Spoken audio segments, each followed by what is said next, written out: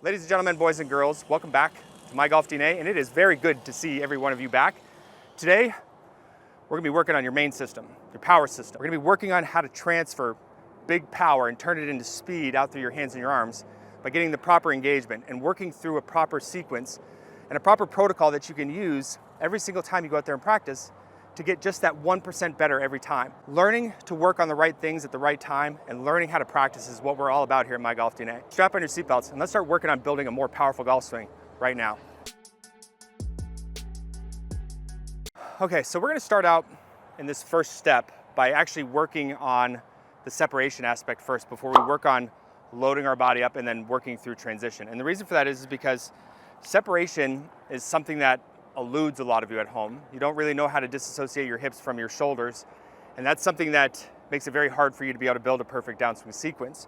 So the first thing I want you guys to do is I want you to go ahead and take your setup. Let's actually get a golf ball down on the ground where it would be off of the logo on our chest. We're gonna make our setup here. We're gonna take our arms and we're just gonna cross them over our shoulders. Now all I want you to do, we're not gonna work on any weight shift here. I just want you to take your sternum and your belt buckle and I want you to turn it so that it's pointed in the direction of your trail foot. Now what I want you to do from this position is I want you to keep your shoulders and your chest incredibly still. And I want you to take the belt buckle and I want you to turn it back in the direction of the target as much as you can. When you keep the shoulders pointed back here and start turning your lower body, you're now creating separation. You're now moving the lower body independently from the shoulder line. So you can see how important this piece really is.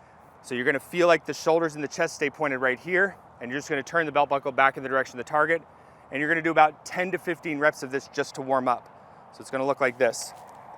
Belt buckle and sternum turn back towards the trail foot. They're both pointed in the same direction. Upper body's gonna stay right where it is. Turn the hips as much as you possibly can. What will happen is when you do this, is that your shoulders will get pulled back to a square position as your hips get opened up somewhere between 35 and 45 degrees. 10 to 15 reps is all you need just to get things loosened up here. Okay, try your best to keep the shoulders pointed back away from the target, or the chest pointed back over your trail foot, and start getting a good feel for that. So now here we are at step number 2. We're gonna forget about the separation aspect here for this step, and we're just gonna work on creating a good load process into your trail side. Now the proper load sequence in the golf swing is gonna be weight shift first, body turn second, and then whatever hand and arm functions that would be in there would be third on the list. Now in a perfect world, weight shift and body turn are gonna be working together, but we don't wanna get rotation to happen before weight shift, otherwise you're gonna run the risk of creating a very unstable trail leg. So we're gonna break this up into 2 pieces at first. So we're gonna go back into the same setup, okay? And I want you to take your belt buckle and your chin and shift it about a ½ inch over to your trail side. You should feel pressure starting to increase through your trail ankle, upwards of about 70%. So if you're 50% here, you're now gonna be about 60 to 70% underneath your trail ankle.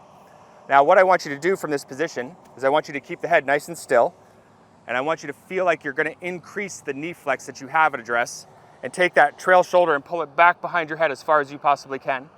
You can even kind of pump down into your trail leg like this.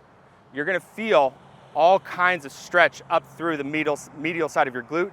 You'll feel a little bit up in the quads and the hamstrings as well. And we're gonna do 25 really good reps where all we're trying to do is get that trail shoulder pulled towards our spine, back in behind our head as far as we can, while we try to feel like we're increasing knee flex. This is the load part of your process. So it's a small, tiny shift, okay? Increase that flex, pull that shoulder back. Okay, try to keep the head nice and still when you do it. Okay? Don't do it at these sort of high rates of speed. Do it at a comfortable speed where you know you're doing the movements correct. Flex down into that trail leg, pull that shoulder back.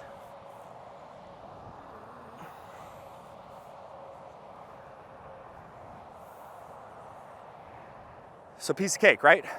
So we just knocked out the warm-up reps. We've got the 25 reps done of the load process. Now, here's something I want to remind you of, is that you've heard me say this many times over. The golf swing is not about hitting positions.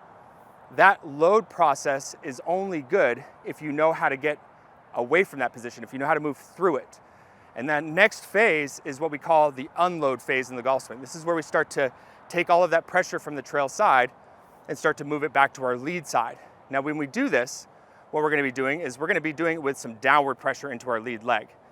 And the reason for that is because if you go down into the ground, now you can start to use the ground to our advantage when we get into these final steps and we start to really pick up the pace. So here's how we're gonna do it. This step's gonna have some more focus points to it, but as we go through these next 25 reps, when you get to the tail end, I want you to be able to move dynamically without any sort of stopping point to it. Okay, so we're gonna start out, set up. We're gonna do the exact same thing. So we're gonna pressure shift trail side. We're gonna feel like we're increasing knee flex. Now, as that trail shoulder gets pulled back behind my head, I'm gonna try to feel like it stays back there. And now I'm gonna take and sit all of my weight down into my lead ankle. By focusing on where the weight lands and keeping that trail shoulder back, it's gonna allow the hips to start to open back up. The hips closed over here. Now they're gonna start to square back up into a square position after transition's complete. And by holding that trail shoulder back when you do this, that's helping you start the separation process, but allowing the shoulders and the lower body to move together. I see a lot of you struggle with loading up, and then because you're trying to keep the shoulders back, you start to shift your pelvis and the upper body stays here. That is a recipe for nothing good. You need to allow the upper body to move along with the lower body, but staying wound at that same time. So here we're gonna go ahead and knock out 25 reps. They're gonna be done slow and choppy at first, and I'm gonna give you the focus point to help bring all of this together here in just a second. So shift, increase flex, keep that trail shoulder back, sit your weight down into your lead ankle.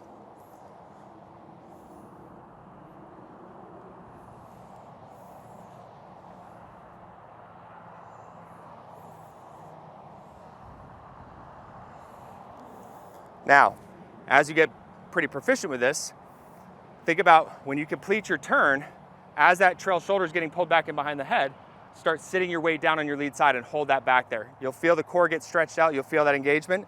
That's the piece that I want you to work up to in this step before we start finishing it off. Okay?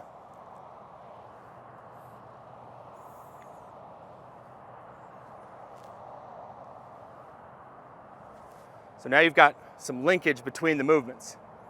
Now, in the final piece of this, what we want to go is back to that separation aspect. After we make our movement in transition, after that's complete, now this is where it's really important that we just continue to turn those hips and try to restrict the shoulders as much as we can, because that's what's going to allow the release to start to happen simultaneously. If you think about the golf swing like this, we have a backswing, we have a transition, so our lead arm is parallel to the ground. After transition, it's post up and release. So you can see how I'm kind of building this in there.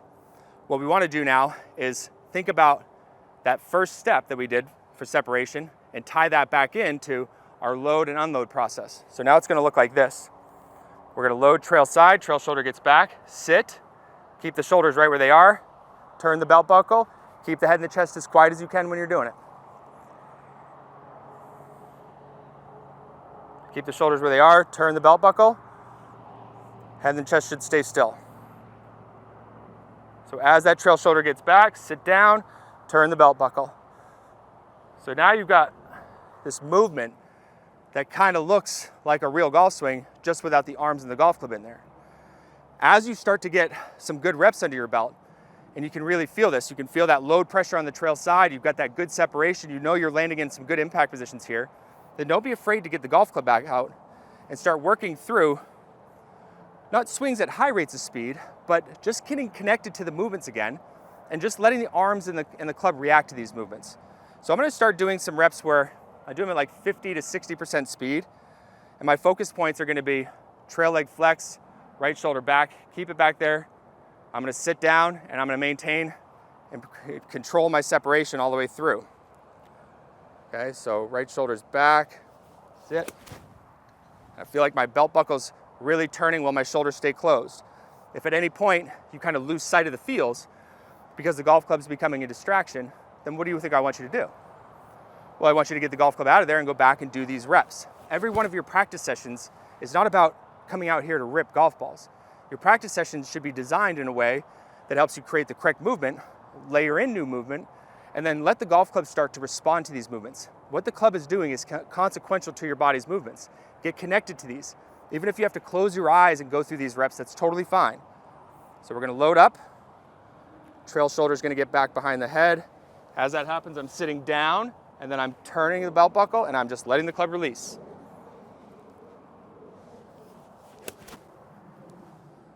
Okay, this is a great way for you to give your smallest muscles, like your hands and your arms, a smaller job, and your big muscles through your trunk and your core, a bigger job. Increase the knee flex or feel like you are. Trail shoulder back in towards the spine. As you get there, start to sit down and keep that separation intact, and you're gonna find yourself out there being a powerful, explosive player that doesn't have to go out there and work hard with your hands and your arms. Hopefully you guys enjoyed today's video. We'll see you guys in the next one.